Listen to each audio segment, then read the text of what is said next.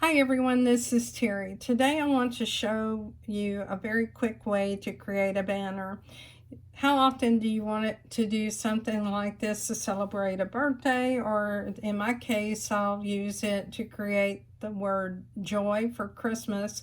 And in order to do that, what I'm going to do is make this very quick.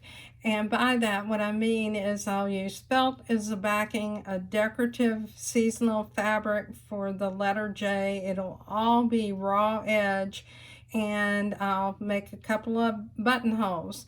So what I'll do is I'll hoop up some tearaway stabilizer, and if I want to conserve the fabric for the size of the pennant for both the background and the front, what I can do is go ahead and take this and stitch it out on my tearaway stabilizer and just put down a rectangle, the single rectangle on the back, because remember on the back of this and for the pennant it is going to be a felt pennant. Then the next thing that's going to happen, and let's go ahead and watch it play out. So it'll stitch down that line, and then the next thing that will happen is that it'll tack down your fabric, and that you can trim around by hand, or again, if you have a ScanNCut, you can take advantage of that. And then you have two buttonholes, and the buttonholes are the ones that are now in Upgrade Kit 2. So let me show you how this was created, and we'll just go to Home to clear our screen. So I'll go into embroidery and I'll select the letter, and I'll choose the letter of the alphabet that I want to use. And in my case, I'm using Joy, and I'll set that. Now I'll go to Edit. I'll go to the stamp and select that stamp, and I'll go ahead and leave it as it is. Now, if you're typing something such as I did Brother Sews, with Brother Sews at the time on the Dream Machine, I didn't have the option of creating that cut in the inside of the O. We now have that, and I'll show you that, and now I'll show you the O that I have already saved into memory. So I'm going to save this to memory and choose OK. Now that I've saved that in memory, I'm just going to go to Home again. I'm going to go to My Design Center, and the first thing I've done is I created the outline for my hoop that I'm going to use by going into Settings and used Embroidery Frame Display and chose 9.5 by 9.5. Now I'll go in, and in Shapes I want to choose a triangle, and I'll choose OK. Now I want this triangle to be rotated, so I'll rotate it 180 degrees. After I rotate it and it's still selected, what I want to do is go to size, and the first thing I know I want to do is take advantage of the hoop size, so I'm going to make this about 8.75 by 6.57 is okay. Let me make it a little bit shorter, and we'll make it about 8.5 by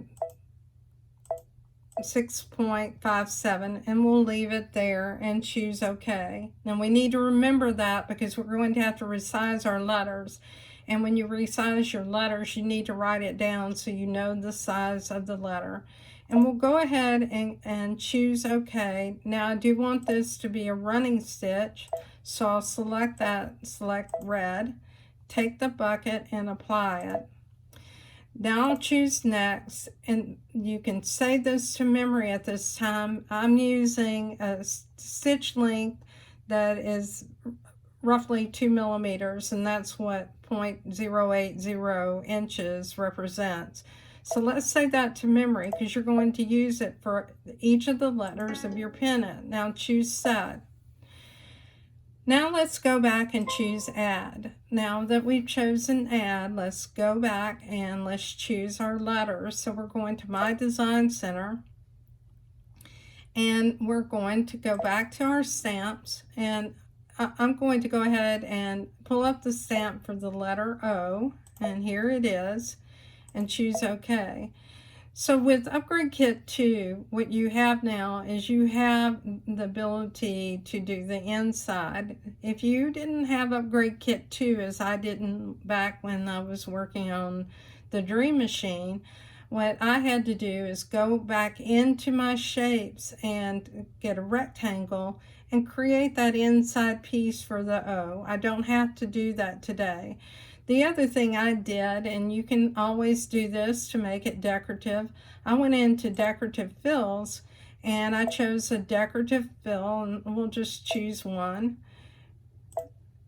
And let's just choose circles and choose OK. And we'll select a color and choose OK. And I took that decorative fill and filled it in the inside. And then on the outside of that, I had a satin stitch. Now, I really don't want to do that for today. So we're going to resize it proportionally. And we'll make it, let's make it 4 inches by 2.72. We'll choose OK. Now I'll go ahead and save this to memory, except I notice I need to change my stitches to a running stitch. I'll just choose purple, take the bucket and apply it to the outside and the inside. Let's choose next. Let's save it to memory